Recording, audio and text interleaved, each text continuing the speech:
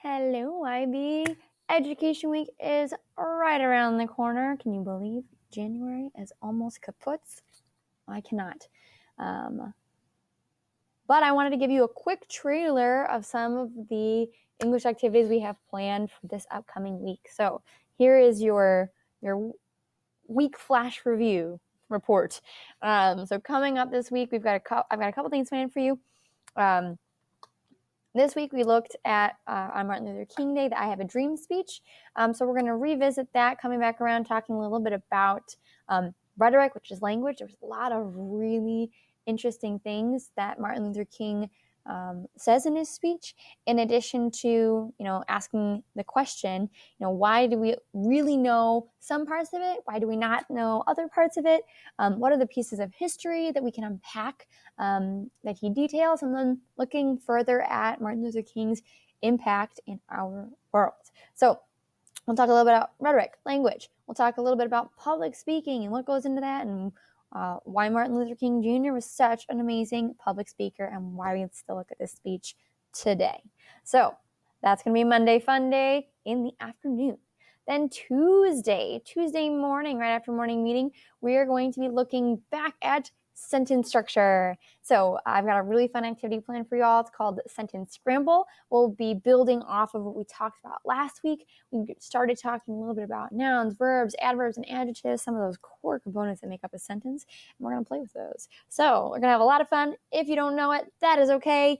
Come on down. We're going to have a grand old time unpacking and looking at this puzzle of sentences that are all scrambled up. So Tuesday, sentence scramble, looking a little bit more at sentence structure and word types, having fun with that. And then Wednesday, we're going to start a 2-day series about argumentation. You might have heard me call this persuasion too as well.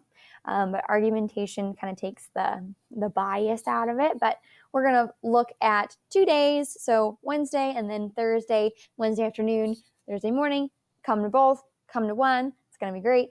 The art of argumentation looks specifically at rhetorical appeal. So using language to get somebody to see your argument. So we're going to look at ethos, pathos, and logos. You might have heard me talk about some of that stuff. Greek, Aristotle, old guy.